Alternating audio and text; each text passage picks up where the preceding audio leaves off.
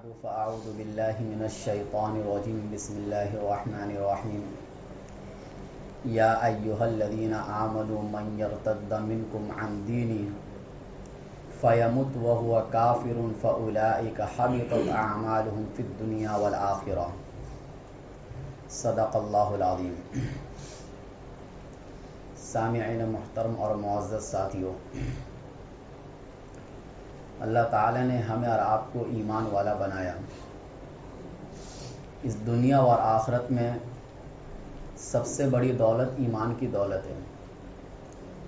یہ اگرچہ اس دنیا میں ہمیں سمجھ میں نہ آئے، لیکن آخرت میں اس کی قیمت سمجھ میں آئے گی. جو بندہ ایمان والا نہیں ہوگا، اگر ساری دنیا کی دولت اس کو دے دی جائے قیامت کے دن اور یہ کہا جائے گی کہ جہنم کی آگ سے بچ کے دکھاؤ، تو اللہ تعالیٰ وہ ساری دنیا کی دولت کو قبول نہیں کریں گے اور وہ آدمی جہنم کی آگ سے نہیں بچ پائے گا. لیکن اس کے پاس ساری دنیا کی دولت نہ ہو، لیکن ایمان کی دولت ہو اور اللہ کے سامنے اس دولت کو پیش کر دے، تو اللہ کہیں گے ہاں یہ بندہ جہنم کی آگ سے بچ جائے گا. تو اس سے آپ اندازہ لگا سکتے ہیں کہ ایمان کی دولت کتنی بڑی دولت ہے. یعنی کہنے کا مقصد یہ ہوا کہ ہر چیز کو قربان کیا جا سکتا ہے ایمان بچانے کے لیے. ایمان کو قربان نہیں کیا جا سکتا ہے اپنی زندگی بچانے کے لیے. یہ کبھی نہیں ہو سکتا ہے کہ اگر آپ کو اپنی زندگی بچانا ہو تو آپ ایمان ہی چھوڑ دو، یا یہ کہ آپ کو کوئی لالچ دے رہا ہے دنیا کی محبت میں آ کر آپ ایمان چھوڑ دو، کسی کی محبت میں گرفتار ہو کر آپ اپنے مذہب کو چھوڑ دو. یہ نہیں ہو سکتا ہے، کیونکہ دنیا کی کسی بھی چیز کی قیمت نہیں لگائی جا سکتی ہے ایمان کے مقابلے میں. بلکہ کوئی چیز دنیا میں ایسی ہے ہی نہیں جس کو ایمان کے مقابلے میں لایا جائے. مقابلہ پہلے ہو تو پھر اس کی قیمت لگائی جائے نا. لہٰذا اگر ایک بندہ ایسا ہے بہت غریب ہے، معذور ہے، ہاتھ نہیں ہے اس کے پاس، پیر نہیں ہے، یا نابینا ہے، لنگڑا ہے، لولہا ہے، جو بھی ہر طریقے کے عیب اس کے اندر موجود ہیں، لیکن بندہ ایمان والا ہے تو یہ نہیں کہا جائے گا کہ یہ عیب دار ہے. اگر وہ ایمان بچا کر لے کے چلا گیا تو جن نعمتوں سے وہ دنیا میں محروم تھا وہ نعمتیں اچھے انداز میں اس کو ملے گی. لیکن اگر ایک بندے کے پاس ہر ایک چیز ہے، گھر ہے، بنگلے ہیں، گاڑی ہیں، پیسے ہیں، زمین جائیداد ہیں، ہر ایک چیز ہے، کسی بھی نعمت سے وہ محروم نہیں ہے، لیکن اگر ایمان کی نعمت سے محروم ہے تو قیامت کے دن وہ بندہ عیبدار کہلائے گا. تو گویا کہ اللہ تعالیٰ کے نزدیک کسی کی محبوبیت کا دار و مدار صرف ایمان پر ہے. ایمان ہے تو یہ بندہ محبوب ہے، ایمان نہیں ہے تو یہ بندہ محبوب نہیں ہے. چاہے دنیا میں کتنے بھی خوشحالی کی زندگی گزار رہا ہو، اس کی خوشحالی کی زندگی سے دھوکہ کھانے کی ضرورت نہیں ہے. یہ بات اللہ تعالیٰ قرآن میں جگہ جگہ پر فرماتے ہیں، وَلَا تَمُدَّنَّ عَيْنَيْكَ إِلَىٰ مَا مَتَّعْنَا بِهِ أَزْوَاجًا مِّنْهُمْ وَلَا تَحْزَنْ عَلَيْهِمْ، کہ جو میں نے ان لوگوں کو خوشحالی کی زندگی میں نے دیا ہے، اس خوشحالی کی زندگی کو دیکھ کر دھوکے میں مت آنا اور یہ مت سمجھنا کہ اللہ مجھ سے ناراض ہے اس لیے دنیا مجھے نہیں ملی. دنیا کا ملنا اور نہ ملنا یہ اللہ کی ناراضگی کی علامت نہیں ہے. بہت سے ایسے ایمان والے بندے ہیں، تقوی والے بندے ہیں جو دنیا کی زندگی ان کو نہیں ملی، دنیا کی نعمتیں ان کو نہیں ملی، بہت تکلیف کی زندگی گزارتے ہیں، لیکن وہ اللہ کے محبوب بندے ہوتے ہیں. چنانچہ ہمارے نبی صلی اللہ علیہ وسلم کی زندگی دیکھ لیجئے، صحابہ کرام کی زندگی دیکھ لیجئے. یہ دنیا میں اللہ کے محبوب ترین انسان تھے یہ لوگ، لیکن اس کے باوجود ان کی زندگی بہت تکلیف والی زندگی گزری. تو پتہ یہ چلا کہ ایمان کی دولت سب سے بڑی دولت ہے. لیکن آج کا ماحول اور آج کا معاشرہ ایسا بنتا جا رہا ہے کہ ان کے نزدیک ایمان کی کوئی قیمت نہیں ہے. ہر روز آپ ایسی خبریں سننے کو ملے گی آپ کو کہ وہ ایمان کو چھوڑ دیے، محبت میں گرفتار ہو کر، کہیں پیسوں کے لالچ میں آ کر، کہیں کسی دباؤ میں آ کر، کسی طاقت کے نتیجے میں آ کر وہ اپنے ایمان کو چھوڑ دیتے ہیں. اور یہ ان گھرانوں میں ہو رہا ہے جو عام طور سے دیندار گھرانہ سمجھا جاتا ہے. اور یہ ارتداد کی لہریں عام طور سے لڑکوں سے زیادہ لڑکیوں میں پھیل رہا ہے.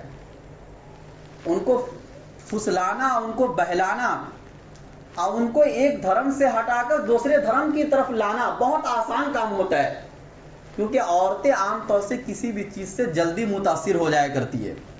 مرد کسی بھی چیز سے جلدی متاثر نہیں ہوتا ہے. اسی طرح عورت کی فطرت میں ہے، وہ جلد باز ہوتی ہے فیصلہ کرنے میں، وہ فیصلہ جلدی کر دیتی کسی بھی چیز کا، حتیٰ کہ وہ اپنے مذہب کے بارے میں بھی فیصلہ جلدی کر لیتی کہ ہمیں کس مذہب کو پسند کرنا ہے. اس لیے تو اللہ تعالیٰ نے بہت سے بڑے بڑے امور کا اختیار مردوں کو دیا، عورتوں کو نہیں دیا. جیسے کہ طلاق کا اختیار اللہ نے مردوں کو دیا، عورتوں کو نہیں دیا.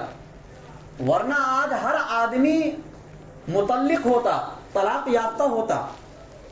تو اس میں بہت سی حکمتیں ہیں کہ اللہ نے بڑے بڑے امور مردوں کو دیے ہیں، عورتوں کو نہیں دیے ہیں. وہ ناعاقبت نہ انجان ہوتی ہے. وہ فیصلہ کرنے میں کبھی بھی وہ اپنے بڑوں سے مشورہ نہیں لیتی ہے. تو ایمان کے بارے میں بھی آج کل وہ ایسا ہی فیصلہ کر رہی ہے. چنانچہ محبت میں گرفتار ہو کر کسی کے بھی دھرم کو قبول کر رہی ہے اور اپنے ایمان کو چھوڑ دیتی ہے. یہ تربیت نہ کرنے کا نتیجہ ہے کہ ماں باپ ان کو اسکول میں، کالج میں ڈال دیے اور وہ اس بات سے مطمئن ہو گئے کہ ہمارا بچہ صرف پڑھ رہا ہے، لیکن اس کے دل میں کیا زہر ڈالا جا رہا ہے اس کی کبھی آپ نے فکر نہیں کی. کبھی آپ نے اسکول اور کالج سے بچے کے آنے کے بعد اس کا آپ نے امتحان نہیں لیا مذہب کے بارے میں، اس کے عقائد کے بارے میں کہ اس کا عقیدہ پہلے جیسا ہے یا بدل گیا ہے. بہت سے وہ اسلام پر اعتراضات ان کے سامنے ڈالے جاتے ہیں، پھر آہستہ آہستہ ان کو ایسا لگتا ہے کہ اسلام کوئی دھرم نہیں، کوئی مذہب نہیں. اور صحیح معنوں میں بہت سے چیزیں اسلام میں ایسی ہیں جو غلط ہیں، نعوذ باللہ. یا عورتوں کے معاملے میں انصاف پسند نہیں ہے اسلام مذہب، اور ظلم و زیادتی بہت زیادہ اسلام کے اندر عورتوں پر. یہ سب چیزیں ان کے ذہنوں میں ڈالا جاتا ہے. سوشل میڈیا کا زمانہ ہے، الگ الگ خبریں آتی ہیں، ہمارے بچے سن رہے ہوتے ہیں ان خبروں کو اور وہ ان چیزوں سے متاثر ہو جاتے ہیں. آہستہ آہستہ ایمان ان کے ذہنوں سے اور دل سے نکل جاتا ہے اور وہ کسی دوسرے مذہب کو اختیار کر لیتے ہیں. اس کی سزا اس بچے کو تو ملے گی، لیکن اس کے ساتھ ساتھ آپ کو بھی ملے گی کہ آپ نے اپنے بچوں کی تربیت کیسی کی ہے. یا ایھا الذین آمنوا قوا انفسکم واہلیکم نارا، اے ایمان والو تم اپنے آپ کو بھی اور اپنے گھر والوں کو بھی جہنم کے اس آگ سے بچاؤ جس کے ایندھن لوگ اور پتھر ہوں گے، جو تیار کی گئی ہے ایسے لوگوں کے لیے جو مذہب کو چھوڑ دیتے ہیں یا جو مذہب کو نہیں مانتے ہیں. تو بہرحال آج ارتداد کی لہر بہت تیزی سے پھیل رہی ہے، اور اللہ کے نبی صلی اللہ علیہ وسلم نے ایک حدیث میں فرمایا تھا کہ ایک زمانہ ایسا آئے گا کہ صبح میں لوگ مومن ہوں گے اور شام میں کافر ہو جائیں گے، یا شام میں مومن ہوں گے اور صبح میں کافر ہو جائیں گے. یہ آج زمانہ آ گیا. ایک حدیث میں اللہ کے نبی نے فرمایا، ترمذی کی حدیث ہے، یاتی علی الناس زمان الصابر فیہ کالقابض علی الجمر. ایک زمانہ ایسا آئے گا لوگوں پر کہ دین پر عمل کرنا اتنا کٹھن اور مشکل ہو جائے گا جیسے کہ ہاتھ میں انگارہ لینا مشکل ہوتا ہے. لیکن اس کا یہ مطلب نہیں ہوتا کہ مشکل ہو گیا دین پر عمل کرنا تو آپ دین کو چھوڑ دو، بلکہ اس مشکل اور کٹھن گھڑی میں بھی آپ کو دین پر جمے رہنا ہے. اللہ کے نبی صلی اللہ علیہ وسلم نے فرمایا ایک حدیث کے اندر کہ 4 طریقے کے لوگ دنیا میں ہیں. کچھ وہ ہے جو مومن ہو کر پیدا ہوئے, مومن ہو کر زندگی گزارتے ہیں, اب مومن ہو کر دنیا سے جاتے ہیں. کچھ وہ لوگ ہیں جو غیر مومن ہو کر پیدا ہوئے, غیر مومن ہو کر زندگی گزارتے ہیں اور غیر مومن ہو کر دنیا سے چلے جاتے ہیں. کچھ وہ لوگ ہیں جو مومن ہو کر پیدا ہوئے, مومن ہو کر زندگی گزارتے ہیں لیکن دنیا سے جاتے ہیں غیر مومن ہو کر. اب کچھ وہ لوگ ہوتے ہیں کہ جو غیر مومن ہو کر پیدا ہوئے, غیر مومن ہو کر زندگی گزارتے ہیں لیکن دنیا سے جاتے ہیں ایمان کی حالت میں. تو اصل چیز خاتمہ بالایمان ہے. امام بخاری رحمۃ اللہ علیہ نے ایک باب قائم کیا ہے بخاری شریف کے اندر کہ باب خوف المؤمن ان یحبط عملہ وهو لا یشعر, کہ مومن کو ہمیشہ اس بات سے ڈرنا چاہیے کہ کہیں اس کا عمل تو بیکار نہیں ہو رہا ہے اور اس کو احساس بھی نہیں ہو رہا ہے. یہ باب قائم کیا, اور باب قائم کرنے کے بعد نیچے کچھ انہوں نے نقل کیے ہیں. وہ کیا کہ حسن بصری رحمۃ اللہ علیہ فرماتے ہیں کہ میں نے 30 صحابہ کرام سے ملاقات کی اور ہر صحابی اپنے ایمان کے بارے میں ڈرتے تھے, نفاق کے بارے میں ڈرتے تھے کہ کہیں ان کے ایمان میں نفاق تو شامل نہیں ہو گیا. اور امام بخاری رحمۃ اللہ علیہ نے اسی باب میں یہ نقل کیا ہے کہ اگر کوئی بندہ مومن اس بات سے مطمئن ہو گیا کہ اس کے دل میں نفاق نہیں ہے تو پھر وہ مومن نہیں ہے, کیونکہ مومن بندہ ہمیشہ ڈرتے رہتا ہے اپنے ایمان کے بارے میں.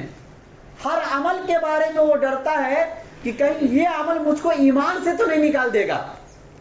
تو اپنے نفاق کے بارے میں ڈرتے رہنا کہ کہیں اس کے دل میں نفاق تو نہیں آ رہا ہے, یہ ایمان کی علامت ہے.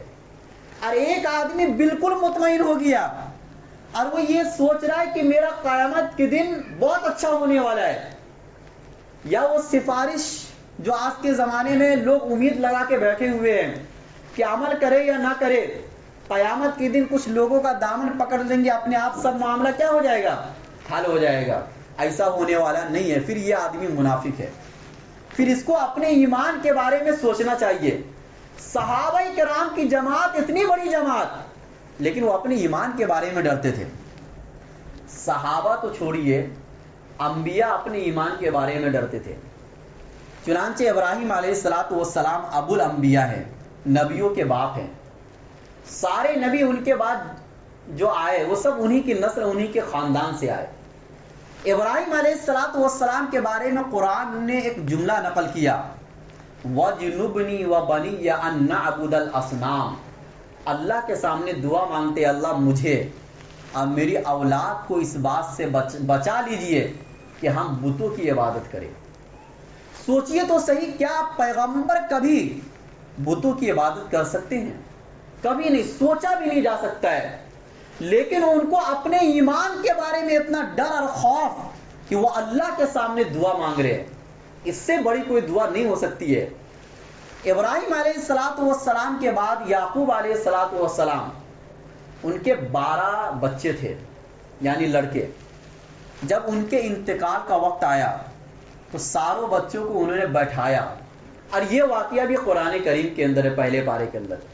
ام کنتم شہداء اذ حضر یعقوب الموت, کہ جب یعقوب علیہ السلام کے موت کا وقت آیا, اذ قال لبنیہ ما تعبدون من بعدی, انہوں نے اپنے بچوں سے, بیٹوں سے کہا کہ تم میرے بعد کس کی عبادت کرو گے.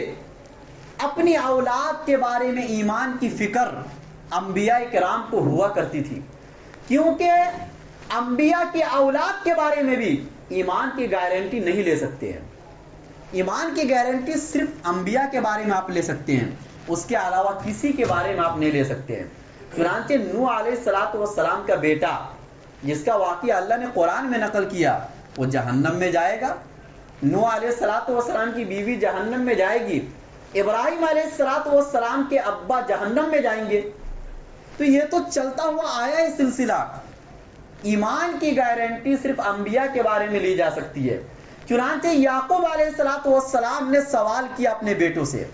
ان کے بیٹے نے کہا نعبد الہک و الہ آبائک ابراہیم و اسماعیل و اسحاق الہا واحدا ونحن له مسلمون. اے ابا جان، ہم آپ کے بعد آپ کے معبود اور آپ کے باپ دادا ابراہیم، اسماعیل اور اسحاق کے معبودوں کی عبادت کریں گے اور ہم سب مسلمان بن کر رہیں گے.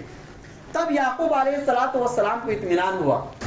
حضرت یوسف علیہ السلام اللہ کے سامنے ہاتھ اٹھاتے ہیں اور دعا کرتے ہیں توفنی مسلما والحقنی بالصالحین. اے میرے پروردگار، مجھے جب اس دنیا سے اٹھانا تو مسلمان بنا کر اٹھانا اور مجھے نیک لوگوں کے ساتھ شامل کرنا.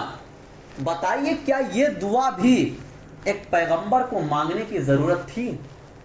لیکن اس کے باوجود بھی پیغمبر نے مانگ کر یہ بتلایا ہے کہ اس دنیا اور آخرت میں اپنے ایمان کو بچانے کی کوشش ہر وقت کرتے رہنا چاہیے، کیونکہ اس سے بڑی دولت نہیں ہے.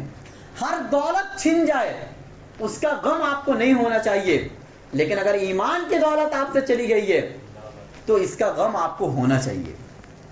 اسی طریقے سے خاتم الانبیاء حضرت محمد رسول اللہ صلی اللہ علیہ وسلم اللہ کے سامنے دعا مانگتے تھے. اللہم انی اعوذ بک من الکفر والفقر وعذاب القبر. اے اللہ، میں آپ کی پناہ مانگتا ہوں کفر سے. کیا اب خاتم الانبیاء کس چیز کی پناہ مانگ رہے ہیں؟ کفر سے پناہ مانگ رہے ہیں، فقر سے پناہ مانگ رہے ہیں، عذاب قبر سے پناہ مانگ رہے ہیں. حالانکہ یہ بات یقینی تھی کہ اللہ کے نبی صلی اللہ علیہ وسلم ان چیزوں میں ملوث نہیں ہو سکتے تھے، یہ یقین کے درجے میں ہے. لیکن اللہ کے نبی نے مانگ کر امت کو تعلیم دی ہے کہ آپ کو ہمیشہ اس قسم کی دعائیں مانگتے رہنا چاہیے. آپ کو اپنے ایمان کے بارے میں بالکل مطمئن نہیں ہونا چاہیے.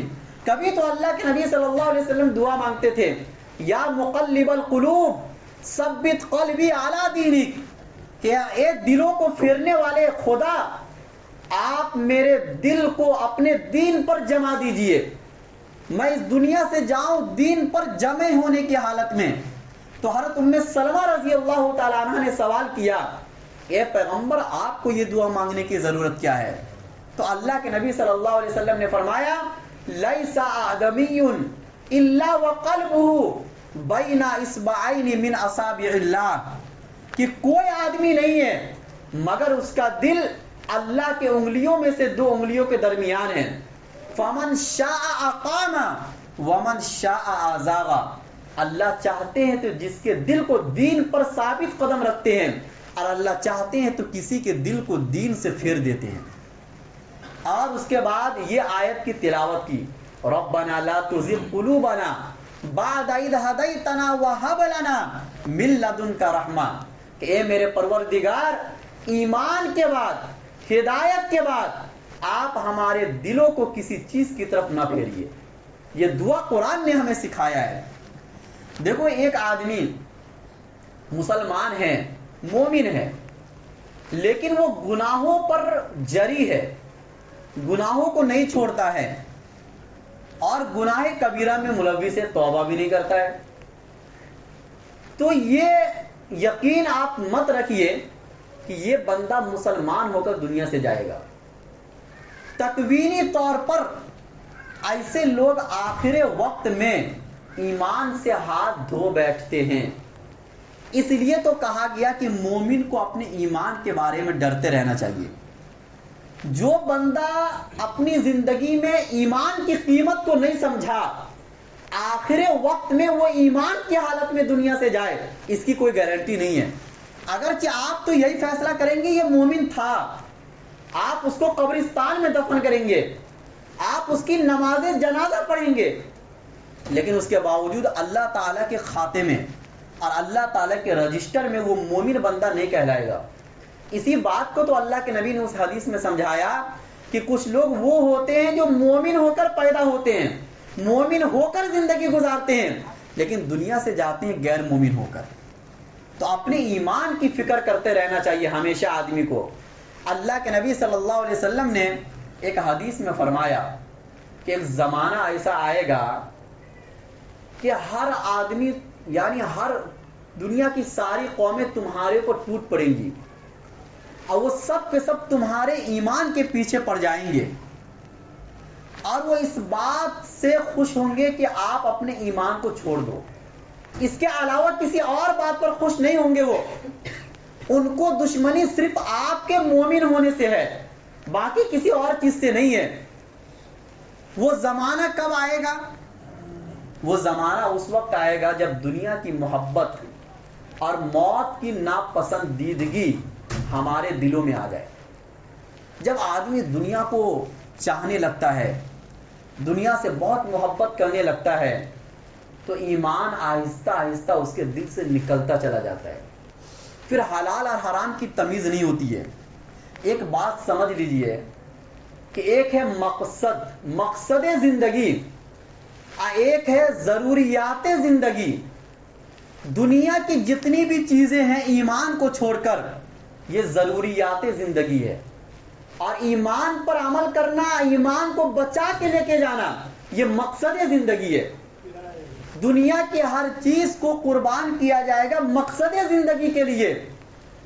آج ہم لوگوں نے ضروریات زندگی کو مقصد زندگی سمجھ لیا ہے. چنانچہ ہر آدمی یہ سمجھتا ہے کہ میرا مقصد ہے کہ اچھا گھر ہو جائے, میرا مقصد ہے کہ بہت مال آ جائے, میرا مقصد ہے کہ میں اچھے اچھے کپڑے پہنوں. حالانکہ یہ سب مقصد نہیں, ضروریات زندگی ہے. اگر ان ضروریات زندگی میں آپ کی نیت مقصد زندگی ہو, مقصد ایمان کو بچانا ہو, آپ گھر کی تلاش کیوں کر رہے ہو؟ تاکہ میں مطمئن ہو جاؤں گھر سے اور اپنے ایمان کو بچا سکوں. یا آپ پیسوں کی تلاش میں کیوں نکلے ہیں؟ تاکہ میں اپنے ایمان کو بچا سکوں, کیونکہ فقر بھی انسان کو کبھی کبھی کفر تک لے کے چلی جاتی ہے. یا یہ کہ آپ اچھی زندگی کی تلاش اس لیے کر رہے ہیں تاکہ معاشرہ اچھا ہو, اپنے گھر والوں کی اچھی تربیت میں کر سکوں اور ان کو ایمان پر ثابت قدم رکھ سکوں. یعنی آپ کے ہر چیز میں مقصد ایمان ہو, تو یہ سمجھا جائے گا کہ آپ نے ضروریات زندگی کو تابع بنا دیا مقصد زندگی کے, ایمان کے تابع آپ نے بنا دیا. لیکن آج لوگوں کا یہ حال ہے کہ انہوں نے مقصد زندگی کو تابع بنا دیا ہے ضروریات زندگی کے. ضروریات زندگی پہلے ہونا چاہیے, ایمان کے سارے تقاضے بعد میں ہونا چاہیے. چنانچہ شادی بیاہ کے موقع پر آج ہر مسلمان کیا کرتا ہے؟ جو ضروریات زندگی ہے اس کا انتظام پہلے کرتا ہے, اور جو مقصد تھا نکاح کا وہ آدمی شادی کے بعد سوچتا ہے کہ بھائی نکاح کا مقصد کیا ہے. نکاح کا مقصد اولاد ہے, نکاح کا مقصد اپنے آپ کو گناہوں میں ملوث ہونے سے بچانا ہے, نکاح کا مقصد سکون ہے. لیکن یہ سب باتیں اللہ کی نافرمانی کے بعد سمجھ میں آتی ہے, شادی کے 1-2 مہینہ گزرنے کے بعد. شادی سے پہلے تو ہر بندہ یہ سوچتا ہے کہ بھائی جو ضروریات زندگی ہے وہ پہلے کرو. اسی طریقے سے آپ اپنے بچوں کو اسکول اور کالج میں پڑھاتے ہو, یہ ضروریات زندگی ہے, مقصد زندگی نہیں ہے. لیکن آج ہر ماں باپ نے اسکول اور کالج میں پڑھانے کو مقصد زندگی سمجھ لیا. اسی بنیاد پر اس کو ایمان کی بھی فکر نہیں ہے. آپ کا بچہ عقیدہ سیکھے یا نہ سیکھے, دین اور اسلام کی باتیں سیکھے یا نہ سیکھے, اس سے کوئی پرواہ نہیں ہے, اگرچہ وہ ایمان سے ہاتھ دھو بیٹھے. چنانچہ آج ماں باپ کو دیکھو ایسے دیوانہ ہو گئے اسکول اور کالج کے کہ صبح صبح اٹھ کر نہا دھلا کر بچوں کو اسکول اور کالج چھوڑنے جاتے ہیں, اور جب ٹائم آتا ہے چھٹی کا تو لینے بھی جاتے ہیں. لیکن اس بیچ میں اس کے بچے نے کیا سیکھا ہے یہ کبھی بھی اس کے ماں باپ نہیں پوچھتے. اچھی بات ہے آپ لینے جاؤ, چھوڑنے جاؤ, کوئی منع نہیں کرتا آپ کو, لیکن دھرم سے دور ہو کر, دین سے دور ہو کر, مذہب کو چھوڑ کر, ایمان کو چھوڑ کر ان چیزوں کو سیکھنا یہ اچھی چیز نہیں ہے. ایسے وقت میں جاہل رہنا بہتر ہے ان تعلیمات کو سیکھنے کے مقابلے میں. آج ان تعلیمات کو سیکھ کر آپ کے بچے آپ کے باغی ہو رہے ہیں, آپ کے نافرمان ہو رہے ہیں اور مرتد ہو رہے ہیں. ایمان کو چھوڑ رہے ہیں. مرتد صرف اس کو نہیں کہا جائے گا جو براہ راست ایمان کو چھوڑ دے، بلکہ مرتد اس کو بھی کہا جائے گا کہ جو اپنی زبان سے ایسے کلمات کا استعمال کرے جس سے شریعت کے کسی ایک مسئلے کا مذاق اڑتا ہو، یا یہ کہ ایسی بات وہ بول دے کہ اس کو پتہ بھی نہ چلے لیکن وہ حقیقت میں ایمان کے منافی بات ہے.